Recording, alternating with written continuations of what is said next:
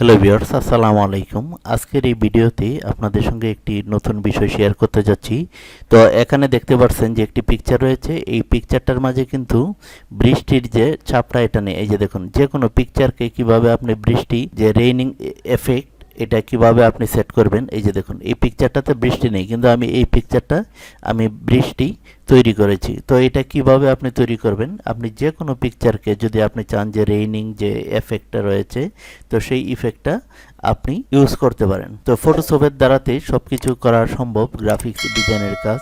তো আপনি যদি ফটোশপ সম্পর্কে আরও কিছু জানতে চান, এই পুতুল টিচ ইউটিউব চ্যানেলে বিভিন্ন ধরনের ভিডিও রয়েছে, সেগুলো দেখতে পারেন। তো আমি আজকে এই পিকচারটাকে আমি ঠিক এরকমভাবে বৃষ্টি নামিয়ে দেব এই পিকচারটার উপরে। তো এটা কিভাবে এই ভিডিওতে আমি সম্পূর্ণ দেখাবো। তো আমি এটা কেটে দিলাম, কেটে দিয়ে আমি একদম নতুন করে এখানে পিকচারটা নিয়ে আসবো।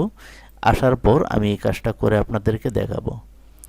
তো আমি এখানে যে পিকচারটা নিয়ে আসবো সেটি এখানে দেখতে পাচ্ছেন যে আমি একটি পিকচার নিয়ে আসছি। তো এই পিকচারে আমি বৃষ্টির ইফেক্টটা সেট করব। তো আমি প্রথমে ডাবল ক্লিক করে এই যে তালাটা, এই তালাটা আমি খুলে নিব। তো এখানে ডাবল ক্লিক করার পর ওকে করে দিব। ওকে করে দেওয়ার পর এখান থেকে আমি আরেকটি লেয়ার নেব, এই যে এখানে। তো এখানে আমি লেয়ার তৈরি করে নিলাম। তারপর এই উপরের লেয়ারটা সিলেক্ট থাকা অবস্থায় আমি এখানে ক্লিক করব। এই যে আপনারা একটু খেয়াল করবেন যে আমি কোথায় মাউস দিয়ে ক্লিক করি। এই যে এখানে ক্লিক করব, সলিড কালার, এখানে আমি ক্লিক করব। এখানে ক্লিক করার পর এই যে এখানে দেখুন হোয়াইট কালারটা, এটা আমি সিলেক্ট করে দেব। সিলেক্ট করে ওকে করে দেব। ওকে করে দেওয়ার পর আমি এই যে উপরেরটা সিলেক্ট থাকা অবস্থায় আমি এখানে ফিল্টারে চলে আসব।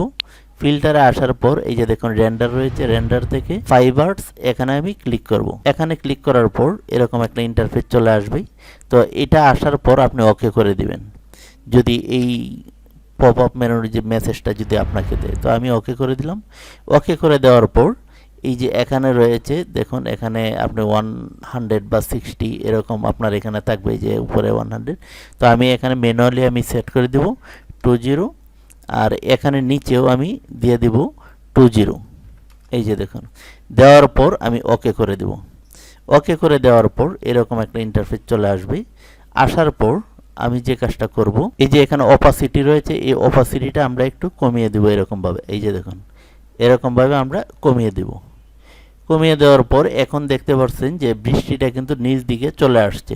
তো আপনি ইচ্ছা করলে এটা একটু অ্যাঙ্গেল করতে পারেন। তো কিবোর্ডের কন্ট্রোল টি দিয়ে আপনি এরকমভাবে সিলেক্ট করে নেবেন, অথবা আপনি এখান থেকেও আপনি নিয়ে আসতে, এই যে এখান থেকেও নিয়ে আসতে পারেন। এই যে এডিটে আসার পর এই যে ফ্রি ট্রান্সফর্ম এখানে ক্লিক করবেন। এখানে ক্লিক করে এটা আমি একটু অ্যাঙ্গেল করে দেব, কারণ বৃষ্টিটা আমি চাচ্ছি যে কোনো এক দিক থেকে বৃষ্টিটা আসছে। তারপর আমি এরকমভাবে টেনে দিব চতুর্দিকে। এই যে দেখুন, এরকমভাবে আমি টেনে দেব। এই যে, তো টেনে দেওয়ার পর আমি এখানে ওকে করে দেব। ওকে করে দেওয়ার পর আপনি বৃষ্টি কতটুকু প্রয়োজন এটা আপনি এরকমভাবে দেখে নেবেন। এরকমভাবে এই যে দেখুন, আপনি এরকমভাবে দেখে নেবেন। অপাসিটিটা এখান থেকে কমিয়ে বাড়িয়ে দেখবেন। এই যে এরকমভাবে আপনি দেখবেন। তো নিচেরটা আমি 100 করে দিলাম।